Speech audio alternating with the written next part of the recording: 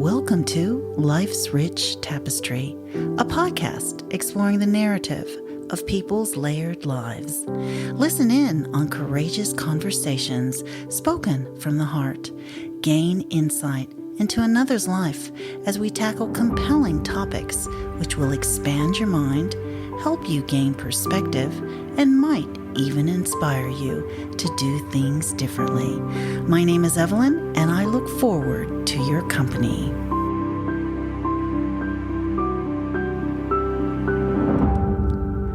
And welcome to another episode of Life's Rich Tapestry. My next guest, Amanda Gray, has been a comedian for over 15 years.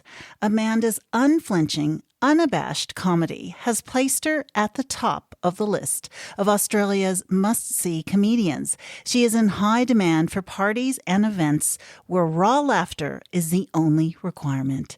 She has appeared on numerous national events and has also performed internationally. She's currently hosting the Katoomba Comedy Club, which features a rising local comic, a support act, and headliner, the first and third Friday of the month, in the intimate setting of Avalon's downstairs lounge.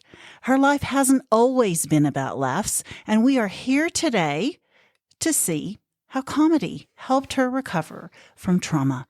I'd like to welcome Amanda to the show. Welcome to the show, Amanda. Hi, Evelyn. What a lovely intro. Yeah, thank you.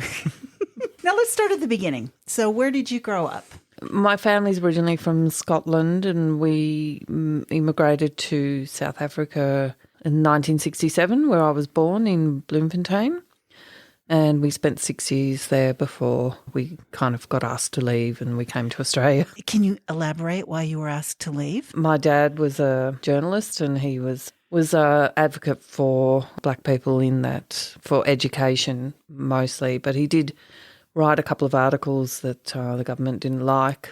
Yeah. We were in the middle of apartheid, so, the government knocked on our door and said, Mr. Gray, you've got to go. And so we tossed a coin between Canada and Australia. And were you able to easily immigrate to Australia then? Yeah, I mean, it was 1973 by then, so it was easy. Dad just actually wrote a letter and got a job. Okay.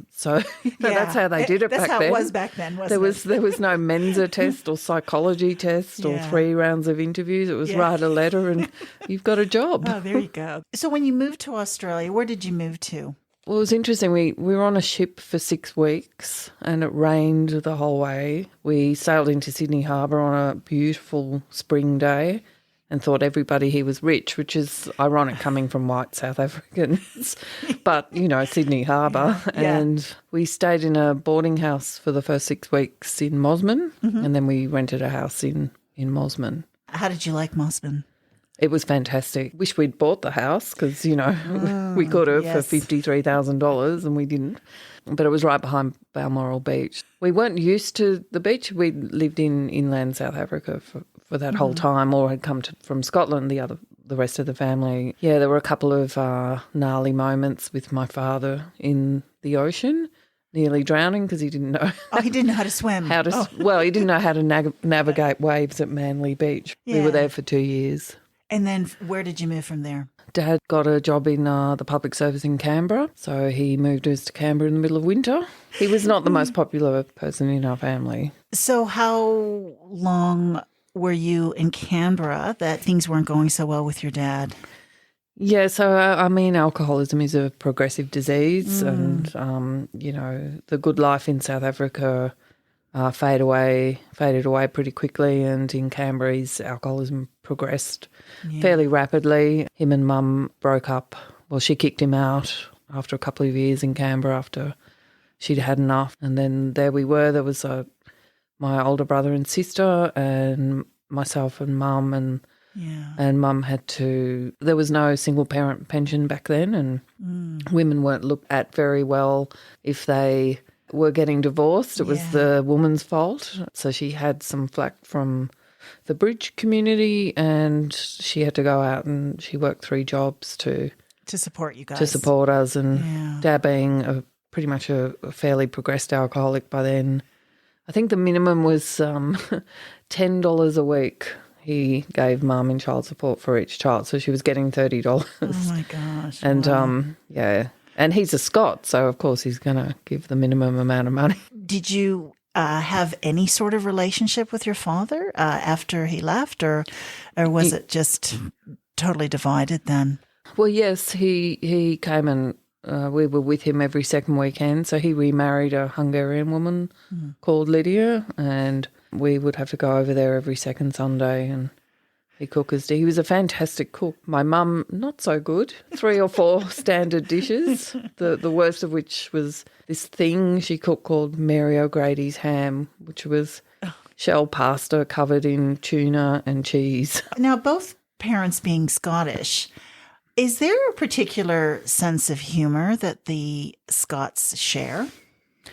Yeah, I think so. My dad had the better sense of humour. Mum liked to laugh, and that was why they married, actually. She said that he made her laugh a lot. And it was fairly, he was a bit like Billy Connolly. He used to like the stories and he'd act out and he'd do the funny voices and stuff like that. So Yeah. So do you think your parents having that sort of banter and humor kind of led you to think that, oh, maybe I'd want to do that one day, or? No, absolutely not. I had no idea that I would ever be a stand-up. Oh, okay. I used to watch it. He used to make us watch Dave Allen. Do you remember him? He was an Irish comedian, and the what were they called again? The two Ronnies and the troupe with Spike Milligan. So we had a lot of comedy. We used to watch all the British sitcoms, and so there was a lot of like comedy. We really did like to laugh, but I never saw myself doing that. Okay. That came much later. So what did you do then after you left home? I left home at about 17. Mum was pretty sick of me then because I'd started drinking and smoking a lot of pot and doing all those teenage things. I mean, I used to blame it on Canberra because what else are you going to do? I know, that's... Growing up in Canberra, you're going to drink and smoke pot and Mum had had enough of me. So Dad actually got me a job as a typist in his public service department, and I started working kind of in office areas, and I moved out and was renting a house and hanging around with a lot of scallywags and going to see bands and living the teenage party life. When did it start to become a problem? I think right from the beginning it was a problem because I think, when I'm an addict, so when you're an addict, there's kind of different types of addicts. Some people start slow and then they progress and they cross what's known as the thin red line, where they cross over into full-blown addiction. And there's other addicts like me who pretty much as soon as they start, they're pretty much in the addiction cycle. So there wasn't much experimentation going on. It was full throttle. Oh, my goodness. And so what made you decide that I need to change this, or what was the awakening moment? Well, that came a number of years later. So it was a moment of clarity one day where there's a difference with addicts. You'll find that people who say they're going to stop for a number of different reasons, like money, financial relationships, losing jobs, losing homes, say, well, I'm going to stop because I've lost all of this, and they tend to relapse later. So there's a difference between making a decision to stop and then what happened for me and other people who've stopped and stayed stopped is that you kind of have a surrender moment. So you have a moment of clarity where you throw up your arms and you say, I can't do this anymore, rather than I'm not going to do this anymore. Right. There's a big psychic difference between the two, and the addicts that kind of get to that low point and surrender tend to be open for help and tend to succeed in recovery. So how long did it take you to get to that point then from when you started? Was it like 10 or more years, or 22. Oh my goodness. 22. Wow. 10. Okay, Amateur. Okay, amateur. Okay. You are a professional, right? I know, I gave it a good go. You have it a good go. Okay. During that time, though, that you were going through this, were you still working, or how were people your family trying to say you need to stop, or what was going on during this 22 years? So I was a high functioning addict. So I worked and supported myself, and there were some moments I'm not proud of in there that I supported myself with. I had a real drive and a good Protestant work ethic, I think I got from my parents, especially my mother. And so I held down jobs. I moved to Sydney after, I think when I was 19. At 24, I moved back to Canberra to get away from drugs and clean up, and was back in Canberra for 4 years and cleaned my act up a bit. And for a couple of those years, didn't use anything, and came back to Sydney and picked up drinking and pot again. And I think for the next 14 years I worked and just worked to get money to go to the pub and buy pot. And then I'd get up to get drunk and then go home and, get up to go to work to get the money to drink and smoke pot. And it was 14 years of just this Groundhog Day. It was it's very hard. You have to have a lot of willpower to survive addiction, which is contrary to what a lot of people think. They tend to look at addicts as if we've got something wrong with us morally, or we're weak, or we don't have willpower. But it's actually, addiction isn't about willpower at all. It's about the fact that you're just predisposed psychologically, mentally, physically to be an addict. I had quite a lot of trauma in my upbringing with dad being an alcoholic and mum being absent because she was working so much. So, I mean, it's, I probably would have been one anyway. I think I'm genetically predisposed to be one. And, I've been in recovery for a long time, and that's a really common story with other addicts. So I've heard this before as well, that people are predisposed. What would make you predisposed? How would you know that? Or I don't know if that's such a broad question. Well, I think when you first pick up a drink, the first time I picked up a drink, I had this compulsion to pick up another one, and that didn't stop until I was pretty much blacked out. That was my first time I drank. Wow. And you hear that from a lot of other addicts. The first time they pick up the drink or the drug, they're just compelled, and they're totally powerless over the substance. And was it more alcohol or more drugs, or was it one over the other? Oh, no, I liked a good combination. Okay. Okay. Okay, so when was that moment when you said, I can't go on anymore? Well, it's funny. You hear a lot of alcoholics talk about some, really bad thing that happened to them. They crashed their car, or they nearly killed someone, or they woke up and they were lost, or they just kept losing everything. For me, that hadn't happened. I was just sitting in my local pub in Stanmore in Sydney, and I just had a moment where I just thought my life was really small. And I was bored, and I was having the same conversations, and I was really not a very nice person by then.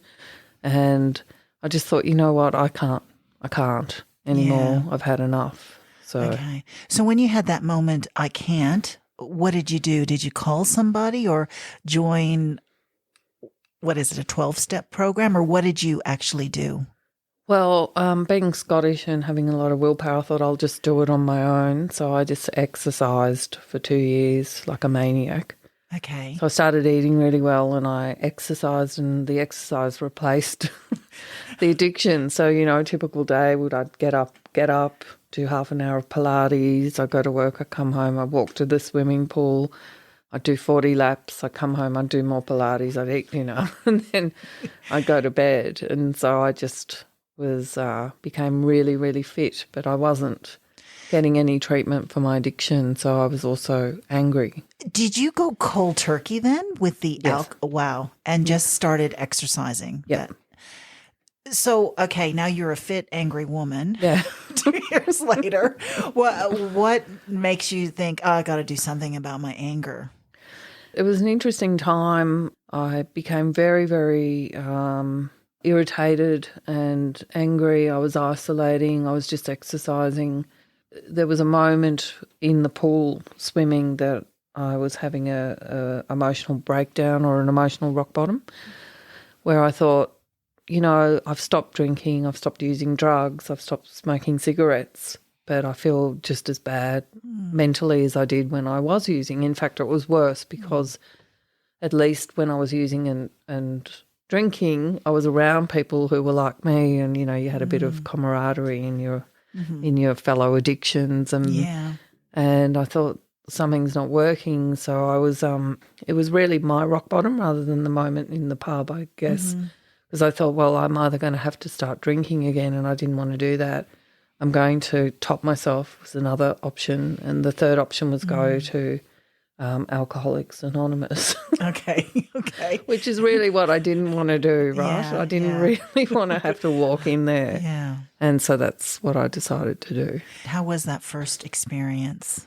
Well, it was terrifying because you're, walking into a room and I think, full of strangers, and you've been isolating for 2 years and you're quite self-conscious and you don't know anyone in there, you don't know what's going to happen. And so, it was horrible. I sat at home all day. I'd pinpointed this meeting at Glebe.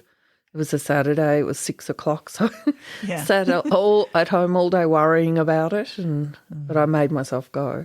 How long did it take for you to actually like going? Quite a while. Okay. Because I walked into that meeting and I thought, who are these crazy people? Everyone's crazy. Yeah. But I was just as crazy, and it was very tenuous the first few meetings because I thought, I've been sober by myself for 2 years, and do I really need this? I don't know these people. I felt really awkward.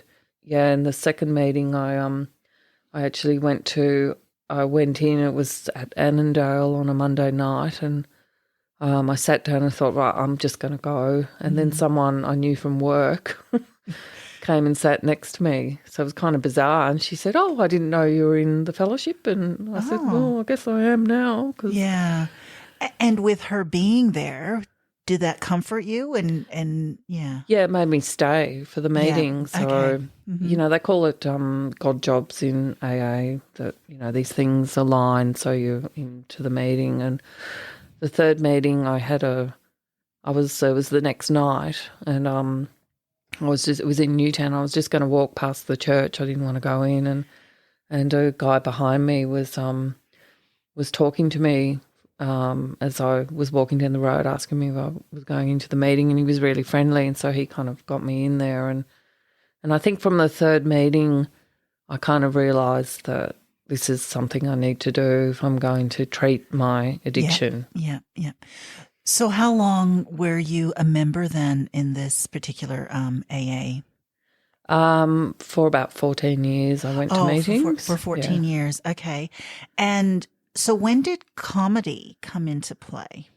Well, it's interesting because when I'd get up to share at meetings, I kept making people laugh. Okay. And I'm like, And I was a bit crazy in the first year. We're all crazy because our brains have been, slammed, and they're wired badly, and it takes a while for your brain to even out. And a couple of people said to me, you should do stand-up. And I said, I've always enjoyed it, but I've never thought about doing it. And another kind of weird thing happened. I saw this course at the Sydney Community College for a 2-day workshop for stand-up comedy, and I thought, I'll go and do it, but I'll never get up. I'll never get up on stage. And I'm sitting at the course, and the fellow teaching it started using all this AA language. And oh my gosh, okay. I thought that's weird. And so I went up to him at lunch and said, are you a member of the firm? That's what people call AA, the firm. And he said, oh, yes, are you? And I'm like, yes. And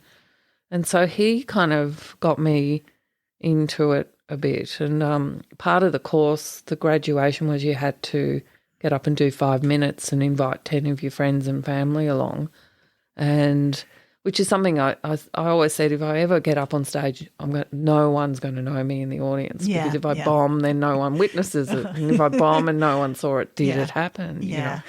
And, but then there I am with 10 people I know, mostly from AA there, and I was 9 months sober in AA, and I'm doing stand-up, and they all laughed. Oh, there you go. But, it was probably charity chuckles, what we call charity chuckles. And that kind of, I thought, maybe I can do this. And the second gig I did, I was really green. I thought that you had to write a new 5 minutes every set you did, but you don't. You start off with 5 minutes and then you work it up as you do gigs and you hone it and you refine it. So I wrote a brand new 5 minutes and bombed terribly. It was an awful gig. So that is what Going Green is. Going Green is new material. Is that right? No, I was just green in the sorry. industry. I had no idea how it went. Oh, okay. But what you were saying with the 5 minutes, people just keep honing the 5 minutes every time they go up? Generally, when you start out, you get 5 minutes and then you practice that. You practice your stagecraft, you make the jokes better, and then you work up to 10 minutes and, So when did you actually realize, like, hey, I can maybe do this as a job?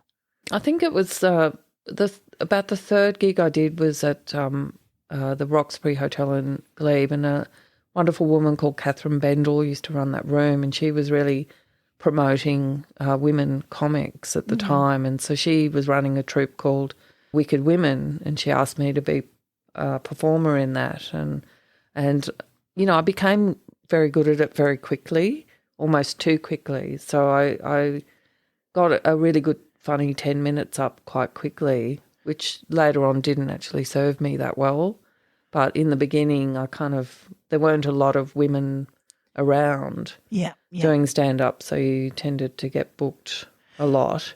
And so I got a lot of stage practice, and I was doing material that was a bit different to what other women did, and I was quite ballsy and quite confrontational in my jokes. Yes. And very, very deadpan too. Very deadpan. Very deadpan. Yeah. How do you develop your material? Is it just stories that happen to you during the day, or how does that work? Yeah. So, every comic's different. Some people can sit down and go, I'm going to write a joke. And me, I'm like, I sit down to write a joke and I get immediately distracted by my phone or the TV or the cats. Yes.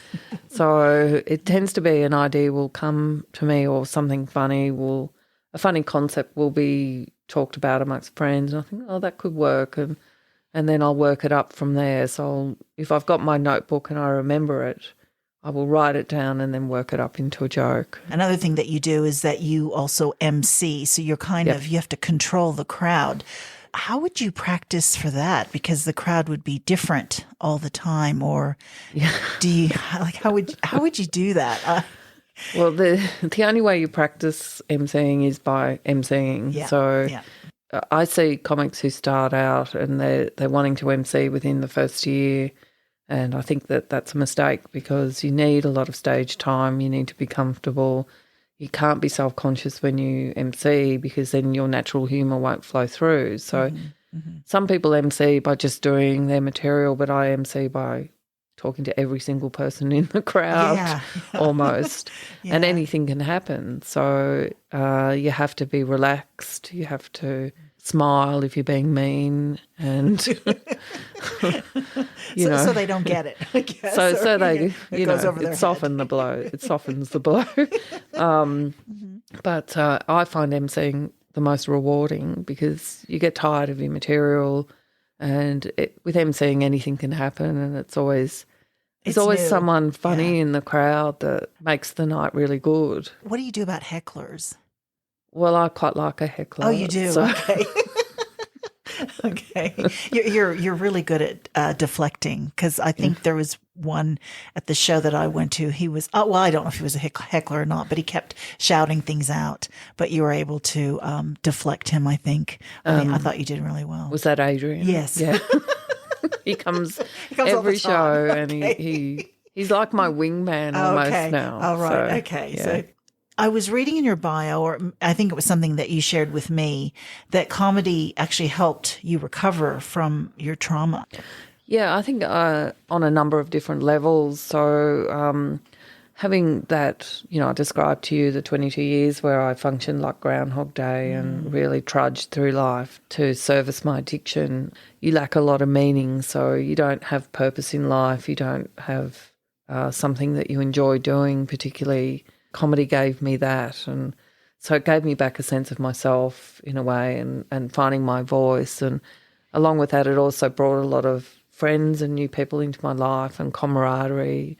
Like the early days of doing open mics and you're with the other open micers, it was like us against the crowd. It was good. I would think that would be more terrifying than going to an AA meeting. You know what I mean? Doing open mic, but you quite enjoyed it. Is that right? Yeah, I really enjoyed it. I mean, the first gig was terrifying. The first few gigs were terrifying, but once you kind of got used to it, you kind of got to, being a good addict, you got to hit off the adrenaline rush that you had before you got on stage. So the cortisone's running through your body and you're getting all hyped up and it was kind of like, because I performed so much in the early days at about 7 or 8, if I wasn't performing, I'd actually feel the adrenaline rush because I was so used to it. I was feeling the zing, zing, zing of getting up on stage. But that's all gone now. I don't really get that anymore.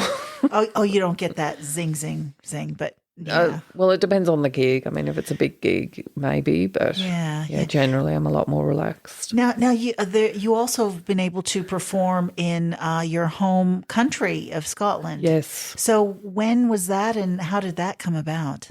So my first international gig was in Glasgow and I was 3 years into recovery and I'd gone home to meet my rest of my family and to see where I came from. Because during addiction I didn't really travel, so now I was clean and sober, I had money, I could do it. I went to the stand and they said, we've got an open mic night, we'll try you out. If we like you, we'll book you. And so I rocked up to this Tuesday night gig in Glasgow, £1 student night, and there were all these open micers on and they put me on last because I was Australian and I hadn't actually ever performed overseas and I'd had a bit of travel time, so I hadn't performed for about 4 weeks. So I was a bit rusty and I was listening to all the other performers just get heckled and smashed and they weren't going very well and I was backstage just, shitting a brick. Yeah, exactly. I was going to say that too. And then the MC brought me out and said, this is Amanda all the way from Australia and I don't know what happened, but I just went g'day in my deadpan way and the crowd just pissed themselves laughing and did my set and blew the roof off the place. I couldn't believe it. And all the other comics were like, oh, wow.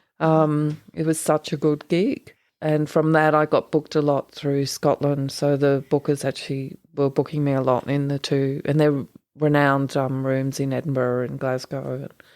So I travelled around Scotland a bit, performing, and Ireland, and a bit in London as well.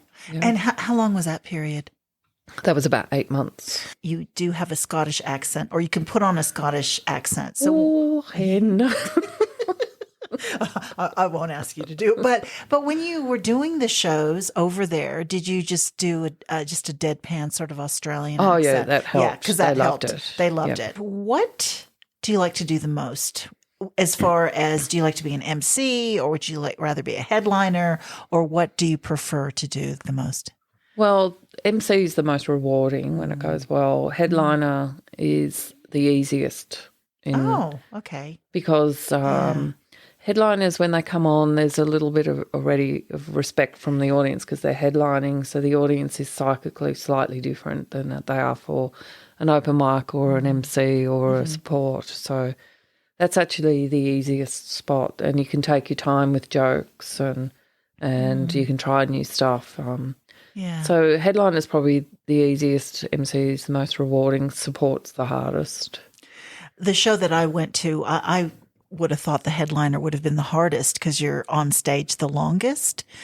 Well, actually, the truth is I thought your job was the hardest because you were talking to everyone. So I think that would be the hardest job to do. But the headliner would, because you're on so long, but I guess like you said, you can take your time and Yeah. they're there to see you. So Yeah. it's kind of a fan base, I guess. Yeah, and they've already got some respect because you're being introduced as the headliner. Yeah, so, that's true. That's true. So they're expecting to laugh. Yeah. The crowd, and MCs, I think some audiences who aren't that comedy savvy think the MC's actually not a comic and is actually a host. So I've had people when I've MC'd come up to me and go, well, you should try stand-up because you were funny there than the rest of them. And I'd be like, but I am a stand-up. Oh, okay. So what about the Katoomba Comedy Club? When did that start? I moved up here in November 2020 and thought there's no comedy clubs up here. I'd never run a room and thought, well, I'll see what the interest is. So I posted in a Facebook group, would anyone come if I brought a room up here? And that got a very big response, a positive response. And the fellow Dylan who runs the Avalon restaurant, lovely man, great restaurant, great venue host, contacted me and said, did I want to come and have a look at the room? And I went in there and we just immediately clicked and we were there for about an hour and a half talking about it. And when I'd walked out, I decided that, we would give it a go and we were going to run it monthly and it was very popular. And then so we brought it to bi-monthly and then COVID hit and there was a bit of a disruption to it and it's going pretty well. I mean, it mostly is full for each night. Some nights are a bit less so and others really go off. It's so inexpensive. $20 is nothing. It's worth it to you, not just monetarily wise. Obviously, you couldn't be. Well, the money doesn't hurt. Yeah. And if anyone would like to give me a tip that comes along, you're quite welcome. But I just think for entertainment, $20 is really it's nothing. You know what I mean? That's right. Yeah. Well, I think stand up is really cheap in Sydney. You can go to nights that are $15. That it's very competitive down there. There's lots of rooms, and you get a 2-hour show, and you're being entertained mostly. Depending on whether you like the comic or not. Yeah. But yes, it is a cheap night out, and most people who come along have a really good time. Oh yeah, it blew me away. A friend of mine, we went on a comedy cruise, and I know that one of your headliners, I think last month, Tommy Dean. Yeah, Tommy Dean. Yeah, he was on the cruise actually. So I've seen a few comics. They do cruises, and I guess they go around Australia and go to different clubs. Have you ever done a cruise? No, I don't go on the cruises. I'm too blue and probably too sweary. So I don't get booked on the cruises. But I've done a lot of road shows with the Sydney Comedy Store. So I've done a lot of touring around Australia with them. So they do like 3 and 4 night runs at different cities, and I've done quite a lot of that. Yeah. So sorry, on the cruises, you said you're too blue. What does that mean? I talk. You talk dirty. About sex. Okay. Okay. So if you talk about sex, it's blue. And okay. I've never got on that booking list. Oh, okay. So they tend to book a lot of guys on the cruises. So. Yeah, I have noticed that there's a lot of male comedians. There's not many female comedians. Maybe a few more now. Is it difficult for you being a female working with so many male comedians? Yeah, there's a number of things that makes it harder for a woman comedian. For a start, women are generally more self-conscious and they tend to get more criticised for their stage performance and their jokes. So it's harder for a woman to try a new concept because she's a bit more kind of paranoid about how it will go than a man who's kind of outward looking. But it's changing. I mean, the last few years there have been a lot of women come through and a lot of really strong women, and there's different angles that women use in comedy. So I think it's actually improved the scene because it's brought a different way of looking at the world and a different way of doing jokes. So okay. I think there's a lot of really good female comics. But And what do you love most about your job? The unpredictability of emceeing Yeah. is the best part, especially when someone gives you a funny answer Yeah. or someone makes an idiot out of themselves. I quite enjoy that. Yeah. So does the rest of the crowd. And meeting people, like it's really good meeting the people that come along to the room because it's quite intimate. So when people leave, you know, and we get quite a lot of regulars. Yeah, it is very intimate at the comedy for the Katoomba Comedy Club. It's very intimate. Do you prefer the intimate or bigger crowds? Well, if you're emceeing, I prefer a more intimate audience. But if you're doing a support spot or a headline, a bigger crowds are better because you've got more chance of people laughing. Okay, that's good. Unless you bomb entirely and then you've got a theatre of 500 people that are quiet for a joke, which ain't a good feeling. Oh, I can imagine. Did that happen to you a few times? It's happened to every comic.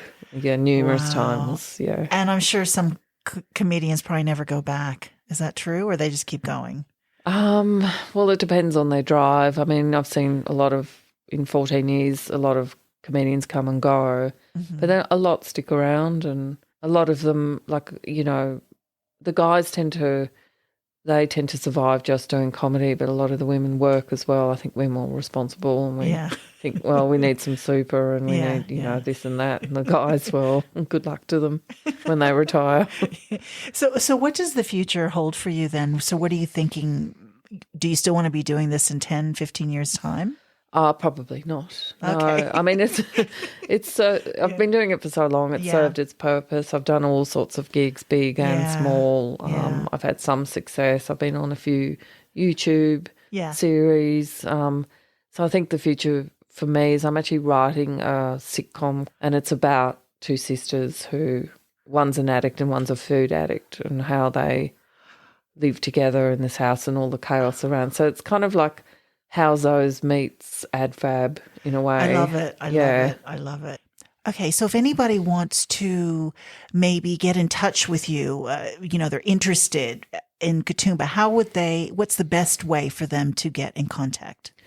So if anyone out there wants to try stand-up, it's a very rewarding experience. Even if you bomb, like you can say you did it, and then you'll have stories to tell people forever because you bombed, or you do well, and then, you know, you've got bragging rights forever. So they can contact me at Amanda Gray 6. That's all lowercase, Amanda Gray with an A, number 6 at gmail.com. Okay. And if they like, they can send me their 5 minutes and I can help them out a little bit, tighten up the jokes or whatever. I'm quite happy to help people get up for their first time, and after that they're on their own, like I was. Okay. Well, I'll include that in the show notes. And was there anything else you wanted to say, Amanda? No, it was lovely to see you come to the comedy room. Yeah. It really is a good night out. Everyone always has good things to say. It's only $20, 2 hours. You get 3 to 4 comics, and we make sure you have a good time. And if you haven't been before, you have to sit in the front row. So oh, well. Yeah, well, I guess like you did, Avalon. I know. Well, it probably doesn't matter wherever you sit. You're gonna find them. Well, yeah, it doesn't matter. I can see everybody in the audience. You can see everybody in the audience. But anyways, thank you so much for coming in tonight to be been on my podcast. pleasure. Okay, thank you. Thank you so much for your company. Please tune in next week to Life's Rich Tapestry, where you will hear another courageous conversation spoken from the heart.